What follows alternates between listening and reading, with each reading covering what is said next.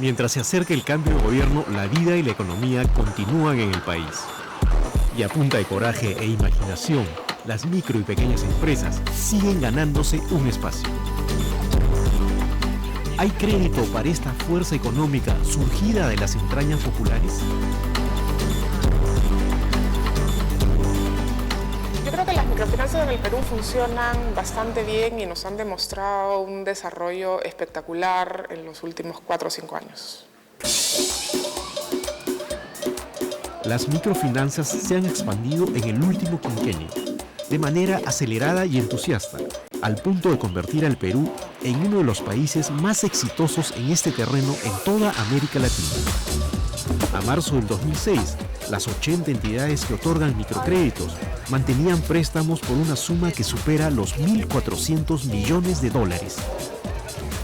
Esa cantidad significa el 22.5% de todos los créditos que se otorgan en el sistema financiero. El sistema regulado en el Perú, microfinanciero, tiene 42 instituciones más o menos, atienden a 1,5 millones de deudores, o sea, tienen 1,5 millones de clientes de crédito, que es mucha gente, con créditos promedio entre 650 y 1.500 dólares. Complementariamente hay un grupo importante de instituciones, ONGs, que dan crédito a segmentos con menores recursos, con créditos, digamos, de entre 200 y 1.500 dólares y que deben atender unos 200.000 clientes adicionales, ¿no? Entonces, es un grupo relevante de la población.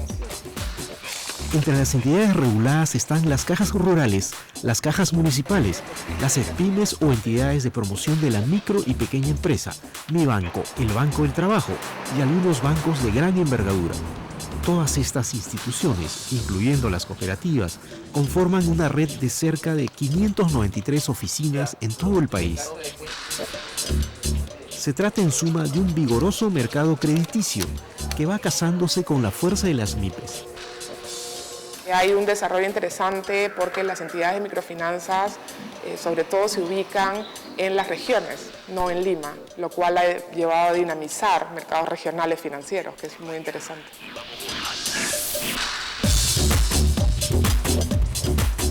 Aún así hay problemas, y uno de ellos es que las microfinanzas no llegan a todos. Actualmente hay 971.699 créditos otorgados, pero es probable que esa cantidad no cubra ni siquiera a una quinta parte de las cerca de 3 millones de MIPES que hay en todo el Perú. Lo que queremos subrayar es que no todo el mundo quiere un crédito. Todo el mundo necesita y quiere un ahorro, pero no un crédito. El crédito, hay encuestas, entrevistas, estudios, no es siempre una manera de salir de un apuro, ¿verdad? El crédito institucional, en algunos casos, conlleva riesgos, entonces la gente se cuida. Hay sectores que están totalmente fuera de las microfinanzas todavía. En su mayoría, por ejemplo, microempresarios rurales, ¿no? Agricultura, son actividades que todavía no tienen ninguna capacidad de llegar a las microfinanzas, ¿no? Ante la insuficiente expansión del microcrédito, ha entrado en escena el Banco de la Nación, con una propuesta sugerente que sin embargo ha desatado cierta controversia. Consiste en prestar la infraestructura de sus 267 agencias, ubicadas en lugares donde no hay otra oferta bancaria, a entidades que ya tienen experiencia en microcréditos.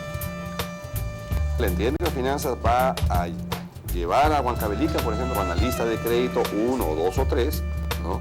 Y esos analistas de crédito van a utilizar nuestros muebles, nuestras computadoras, nuestra interconexión, que es muy importante, y la pone a disposición de la caja rural o la pyme que sea con la que finalmente hagamos convenio para esa localidad. Lo importante es que el Banco de la Nación está permitiendo la plataforma para que las entidades especializadas lleguen a su clientela donde hoy no llegan.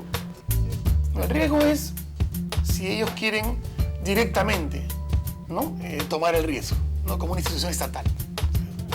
Pero si actúan solo como ventanilla y logran ampliar la cobertura de atención que pueden tener instituciones de microcrédito, me parece positivo. La discusión se ha centrado en el origen del dinero y aunque el Banco de la Nación aclara que solo en algunos casos aportará el 50% de los fondos para estos préstamos, la polémica continúa, pues se presume que podría afectarse nuestra cultura crediticia. La cultura crediticia en el país significa que mucha gente, lamentablemente, sabe que algunos no le pagan al Estado. Eso ocurrió en casos históricos concretos. Específicamente en el Perú, la morosidad de toda la banca de fomento fue clamorosa, fue altísima. Entonces, todas las entidades crediticias de todo tamaño y género tienen un legítimo temor de que si esa cultura crediticia se reinstala, nuevamente pueda haber algo similar al zamaqueo y pulverización del sistema financiero que hubo entonces, ¿no? La observación no es inútil. Contrariamente a lo que se cree, el nivel de morosidad en nuestro país es bastante bajo.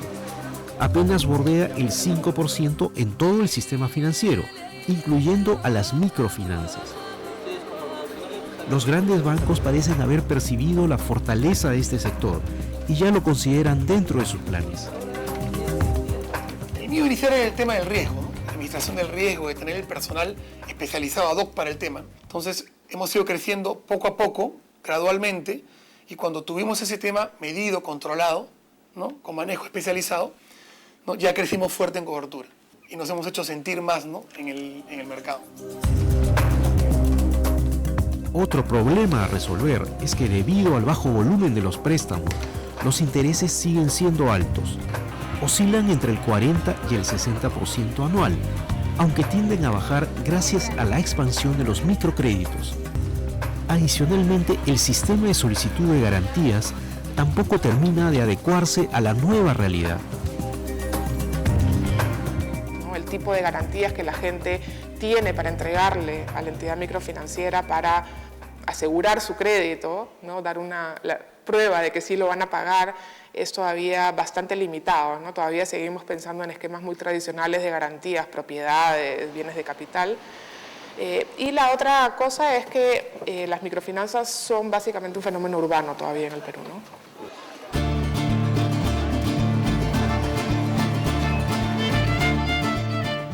Impulsar esta nueva arquitectura financiera es, finalmente, una forma de aliviar la pobreza y también una manera de evitar la exclusión económica y el aumento de la informalidad.